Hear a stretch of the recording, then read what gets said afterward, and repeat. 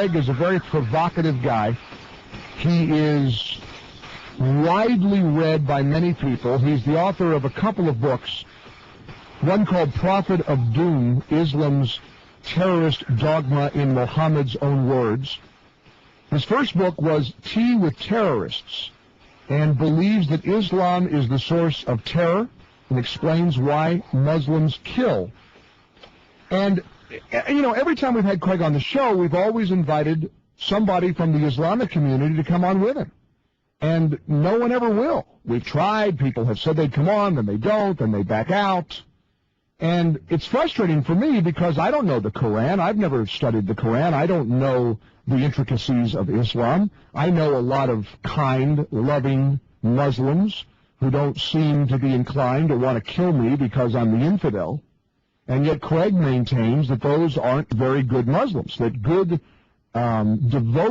devout Muslims understand jihad and all of that, and we've had Craig on this show before to describe that. Now, finally, and I got to give credit to the group of Islamic leaders we met with a couple of weeks ago who helped to make this happen, because it was a very productive meeting. We had some pizza, we broke bread, we sat around a table, met with representatives from CARE, the Council on American Islamic Relations. I met with the Islamic Center of Irving, Texas. I met with some NAACP representatives because they expressed concerns and they wanted the opportunity to meet with me in person, and I did. And it was, frankly, if it did nothing more than lead to this broadcast right now, I am eternally grateful, because joining us on the line is not only Craig Winn, author of Prophet of Doom and Tea with Terrorists, but also Jalal Abu Arub, who's a Palestinian with dual Jordanian-American nationality. He has authored and translated dozens of Islamic books.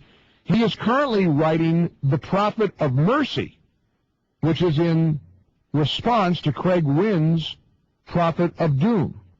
So it is wonderful to welcome Jalal Abu Arub to the Mike Gallagher Show. Jalal, how are you? I'm okay. How are you? I'm doing great. I'm glad you could join us. Thank you very much for your time. Well, it's my pleasure. Craig Winn, author of Prophet of Doom, welcome back to the Mike Gallagher Show. Hello, Mike. Good morning. I'm glad you guys could both spend some time with us. Thank you, both of you, for joining us. Now, let's do some ground rules here, okay? I want you both to have all the time you feel you need to express your point of view. But Craig, I've never spoken to you, Jalal, until now. I've spoken to you, Craig, many times. Craig, you tend to be a little verbose, a little lengthy, because I know you've got a lot to say. Both of you, if you can, try to remember that we're a bunch of dopes here listening to both of you. We're laymen. We don't know the Quran. We don't have the nuances that you guys will have. So please keep it in layman's terms as best you can. Is that fair? Yes. Great. Let's start with a very simple question. I'll ask you both the question. We're going to start with you, Jalal, then we'll have Craig respond. Jalal, is Islam a religion of peace? Islam, by definition in Arabic, it doesn't mean peace. It means submission to the will of God. It's not, if you're asking if Islam is pacifist, it's not. But if you're asking is Islam terroristic or violent, then it isn't. And today, I'm thanking you for your courage to invite me today, because I'm going to challenge Craig Winn to say something that's very, very direct and simple, and that is, I'm going to ask him to answer this question. Where does it say in the Arabic Quran, Arabic, a language that he doesn't speak a word of, where does it say in the Arabic Quran or in the prophetic Sunnah, meaning tradition of Prophet Muhammad, peace be upon him, just one verse, one prophetic statement, where it says the following: go kill civilians, in war target women and children, explode yourself, commit suicide, hijack something and fly it into a building full of civilians, go to churches and explode them, kill priests and monks, and go to synagogues and burn them down to the ground. Okay, so Jalal is saying, Craig, that there's nothing in the Quran that suggests that Muslims are instructed to do any of the things we've seen terrorists do in our lifetime. Yeah, first, Islam simply means submission. the interpretation that it means submission to Allah is implied, but Islam simply means submission. Second, as it relates to Islam, it is true that Islam does not mean peace, which is a grotesque perversion of the truth that is often advanced by many people in the media. Here is what the Islamic scholars who translated America's most popular English Quran had to say the first time jihad was used in Allah's recital. Their words, not mine. Jihad is holy fighting in Allah's cause with full force and numbers of weaponry. It is given the utmost importance in Islam and is one of its pillars. By jihad, Islam is established. Allah's word is made superior, which means only Allah has the right to be worshipped, and Islam is propagated. By abandoning jihad, Islam is destroyed, and Muslims fall into an inferior position. All right, Jalal, what is jihad? First of all, Islam means submission, regardless of what he says. He doesn't speak Arabic. He has no idea what he's talking about. But he said that. Secondly, jihad means to struggle. It doesn't mean to fight. Let me give you an example. Prophet Muhammad said, the mujahid, the one who does jihad, is the one who does jihad against his own self. If it means fighting or committing a suicide mission, how do you suggest I make jihad against myself? By choking myself to death?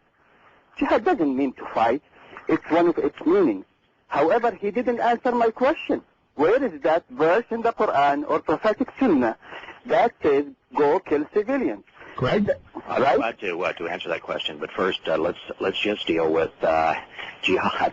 Kind of funny here that I just said that Islam means submission, and he confirmed what I said but disagreed with me, which is kind of funny. Here's in Prophet of Doom. I'm going to deal with jihad. Okay. In Prophet of Doom, the entire book, which is probably the most comprehensive, most chronological, and best documented presentation of the formation of Islam and the words and deeds of Muhammad as they are revealed in the earliest Islamic scriptures.